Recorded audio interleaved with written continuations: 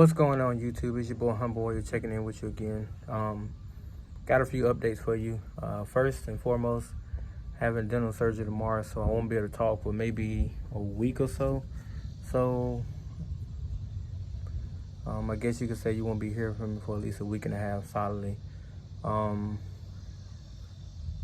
procedure basically is a crown lengthening, so it's going to require 2 hours to be done. But after that, I have stitches in my surgical area, and my mouth will be pretty much swollen. So it's gonna suck, but I have to get it done so I can get that much closer to getting better looking teeth. So I'll probably do a mini video, but it won't be me talking. I'll just be, I guess you could say showing my mouth or whatever, showing you guys how swollen it really looks. Secondly, just finished watching Dougie Is Wrong video on training camp day 3 of the Miami Dolphins. And let me just say that, boy, they look great. According to the breakdown that he gave, Tua he's killing the defense. He's gotten stronger, he's gotten faster. His arm has gotten stronger, which last season, his rookie year, people still believed that he was healthy when he really wasn't. That was not the Tua from college, period. So for those people who did say, oh, he was 100%, otherwise we would be playing. No, you can still play or start and not be 100%. But given the fact that he had to rehab his rookie season, or before his rookie season started, and then he had to sit and watch fits until week 10, and then take the rings from there. No, it wasn't week 10 because he played 9 games. So it's, 16 weeks. So he started week 7 and went forward from there. But the fact that he had to do all that and he had to rehab instead of actually train, you see the biggest difference in how much his body has improved and gotten stronger. From what I understand today, Waddle had an impressive day, which I knew he would. I knew it had to take some time for him to fully heal his ankle. And the drills I had saw and the videos they had released showed that he had gotten back to 100% completely. Today he had a day of days, and couldn't say enough about him. Tua, Albert Wilson, whew, that boy, I guess that's the reason why he took off a whole year. The connection he has with Tua is very solid. I like their connection, especially deep.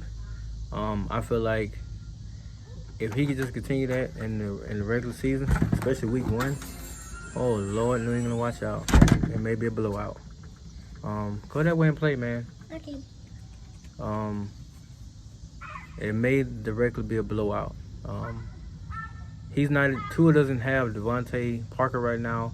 He doesn't have Will Fuller, and he's missing one more starter on offense.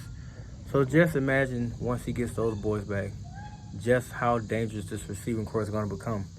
Now of course the running game is always going to be a big question mark because Myles Gaskins will be asked to carry the load from the running back standpoint, which is why I don't know why they didn't draft Najee Harris. But that's another video for another day because he's in Pittsburgh killing it. So clearly Pittsburgh saw something that, they liked in him. They took the chance in the first round. Like I'm cockeyed in the mug too. I don't know why I can't. Dude, what the hell? I'm looking at the camera, but then it makes it look like I'm looking toward the wall. Anyway, the mere fact that he's doing what he's doing is speaking milestones. As a matter of fact, reading the comments on Doug's page, with videos, people are starting to come around with the Tua talk. It went from, we don't know what he's going to look like, training, off-season, mini camp, training camp. But now they put the pass on Tuesday, so my biggest worry is not so much him being injured, but the toll the hits are going to take if he takes a lot of hits. If his line holds up like they should, he should be fine. But if he takes, a bunch of hits one day or whatever, the hits over the duration of training camp, that will take his toll. Luckily for him, though, they take series. So he'll take the first or second series, first 2 series, whatever. Then this, Jacoby said, then this, I forgot, I got to learn the third string's name. But they take series, so it's not like he's out there the entire training camp getting hit, getting rushed, getting pushed or whatever. It's not like that. So from the 7-on-7 drills and from the 5-on-7 drills and 11-on-11 drills, he looks sharp.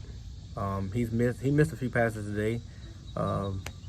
Day 2 of training camp, he had like 2 picks and 2 touchdowns, and then day 1 they didn't do anything. So, and today he had 2 touchdowns and no picks. But his deep ball accuracy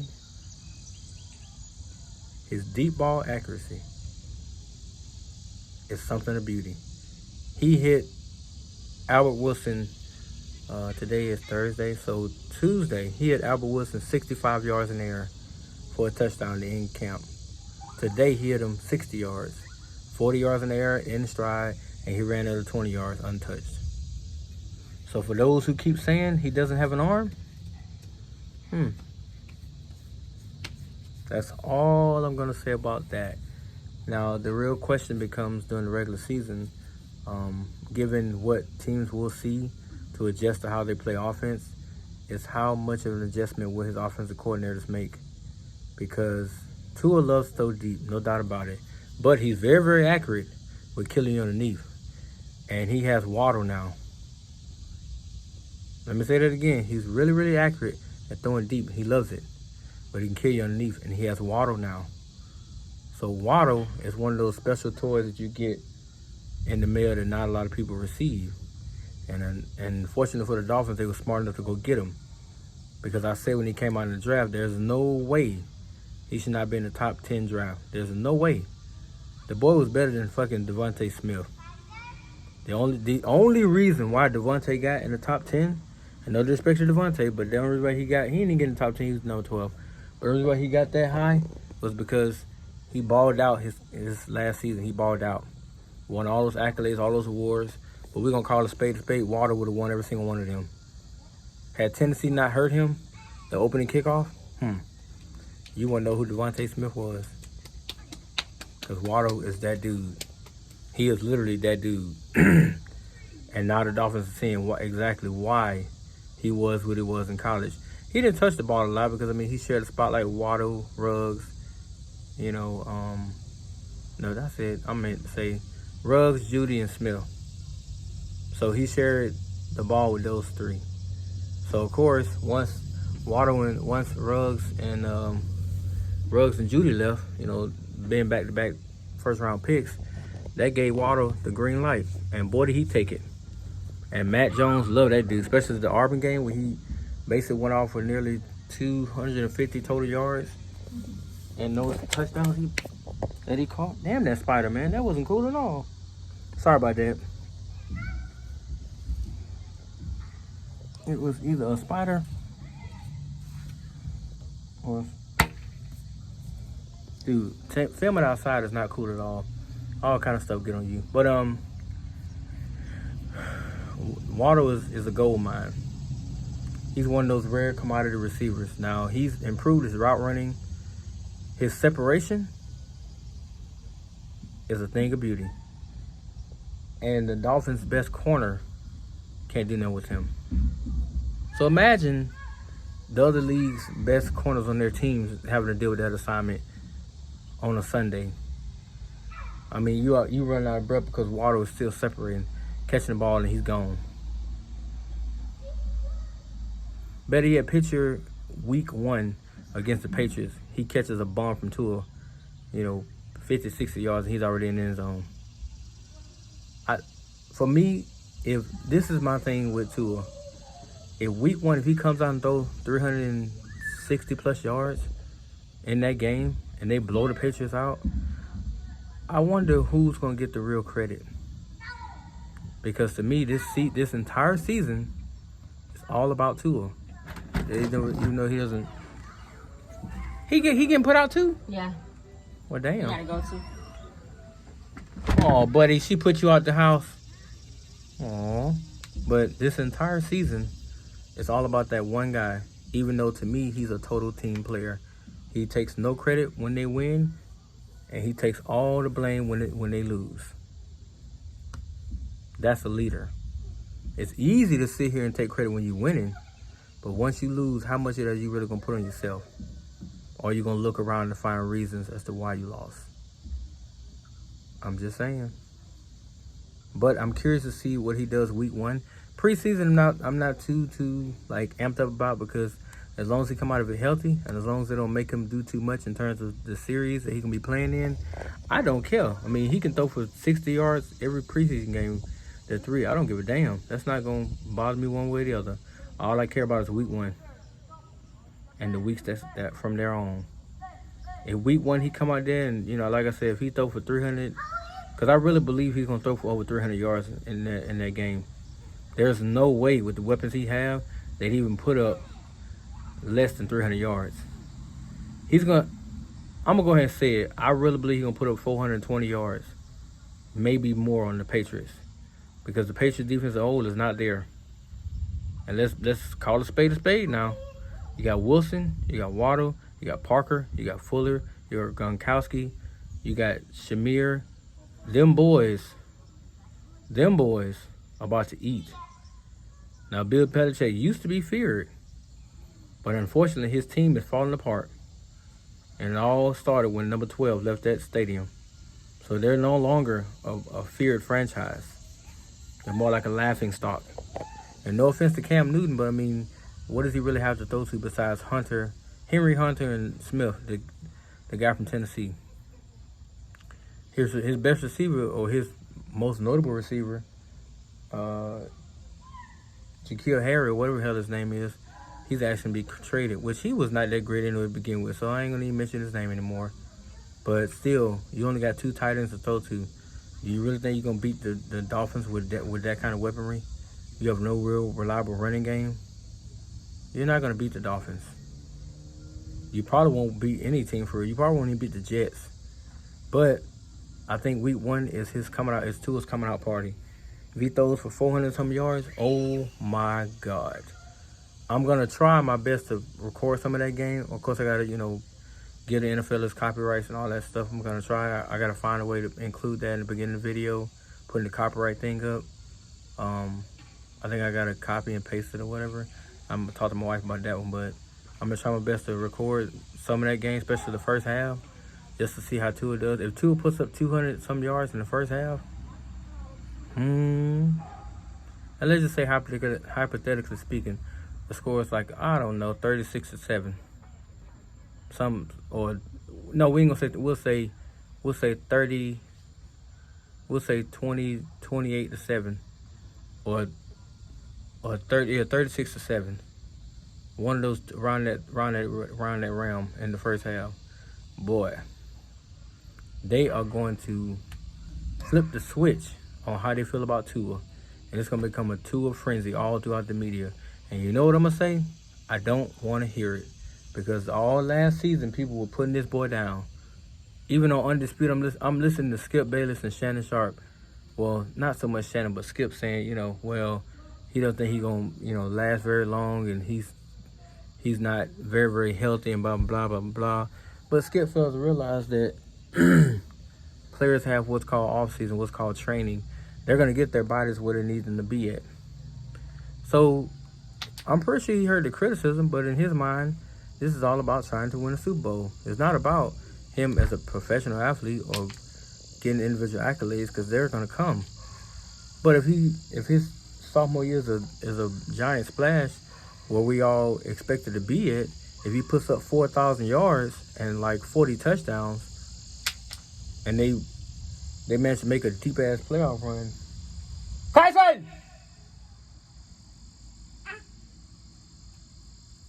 They make a deep-ass playoff run, I don't see why, he shouldn't be in the running for MVP, or why he shouldn't even receive Offensive Player of the Year. All those accolades that's going to come his way. Because he would be mentioned with Aaron Rodgers, Tom Brady, Justin Herbert, the same person that they were sitting there beating him, or comparing him to, and trying to contrast and beat him down about or whatever. He's going to be right up there with that boy. And let's say he outperforms Justin Herbert this season, because he played a full season like Herbert did. Herbert didn't play week 1, but week 2 he was out there because of a collapsed lung, which was a stupid decision on the part of his doctor, of Tyrod Taylor's doctor. So they gave the green light to start Justin Herbert. But what if Tua puts more yards than he does this season, and he put up more touchdowns? Then what would the argument be then? Because that would get Tua 51 already total touchdowns.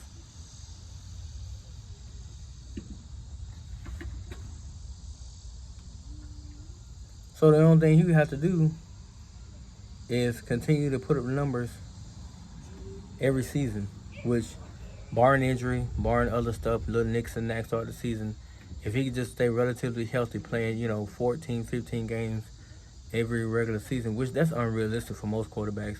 But if he manages to do that, he will eclipse Drew Brees as the all-time leading passer. He will do it. I think Justin Herbert will do the same thing. It'll be a back and forth with those two, but he's gonna be up there with the greats. But I'm not gonna jump too far ahead of that because that's not what I was talking about. I was actually talking about training camp and then what my expectations are week 1. But day 3 of training camp, outstanding on both sides. Defense didn't force a turn. Well, they got 2 fumbles from the fumble drills, but other than that, they didn't get an interception. But Byron Jones, a premier shutdown corner. He didn't participate much, but he was out there coaching up the corners. And the other kid they drafted from Auburn, he's coming along very well too. He's actually getting caught at the speed, and he's out there performing very well for them. So if for some reason X can't go or doesn't want to play, and they're gonna just stick that kid right in there, they're gonna help him out on defense. But I feel like he'll get his feet wet enough where he can actually perform better. But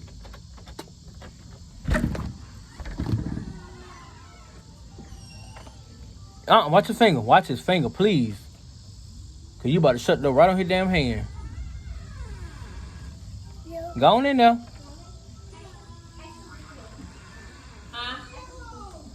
What? That's not a big deal. Camera's on his toe. He don't care.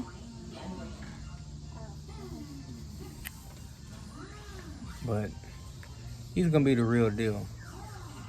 And if the rest of this training camp goes smooth, especially when they put the pass on. Will you please make up your mind, Jay? Cause you let a mosquito in there, son. Get out, close the door. Come in or go out. No, it's Jace. He's hanging on to the door. Come here, little boy. But sorry about that. But if he does well the rest of his training camp and they go into preseason, like I think they will and do well, and then week 1, they'll be ready for the Patriots. I feel like their biggest matchup this season is the Bills. Week 2 would be if they can beat the Bills and if Tua can play an out of this world performance, I'm talking about an out of this world performance is like 415 or 420 yards, like 4 touchdowns, no picks, a QBR of like 120, and like a completion percentage is like 75. Boy, I just don't see, if he can do that, I just don't see that division being taken by nobody else but the Dolphins. Because I really, really think this team they built now will take over the Bills. I feel like last season was the Bills' best chance to claim that division. But now, no, sir. No, sir. I gotta look at the Bills roster, but I don't feel like they got any better than what they were last season. The Dolphins definitely got better, and their training camp is showing exactly that. So I feel like they're gonna be ready. Let me get him back in here. Get your butt on in the house, cause you let all kind of bugs in here.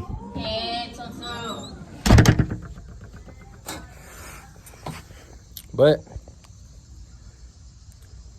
like I said, it's gonna be interesting. Jacoby Brissett, I think that they were reaching for the stars with him.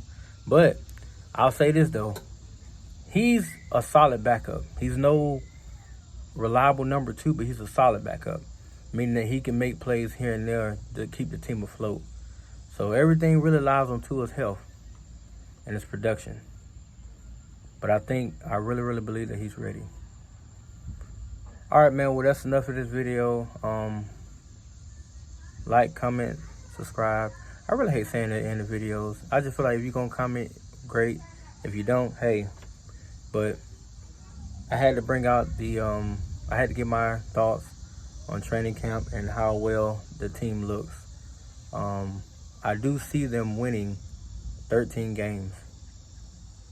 I can see it just as clear as day. As long as everybody stays healthy, 13-4, chalk it up. I don't see them losing much. Matter of fact, I see them getting at least number 2 seed in the AFC. I ain't gonna say they'll get number 1, but the 2 seed, because they're gonna be competing with Tennessee. And Tennessee gonna be a dog. But I think they actually play each other this year. I'm not sure. But when they do play each other, I'm gonna record that game too, because I want to see how Tua does. My boy Julio, King Henry. That's gonna be a hell of a showdown. And the Dolphins beat them? Oh, they're locked for the number 2 seed. And then the real question becomes, can they dethrone the Chiefs?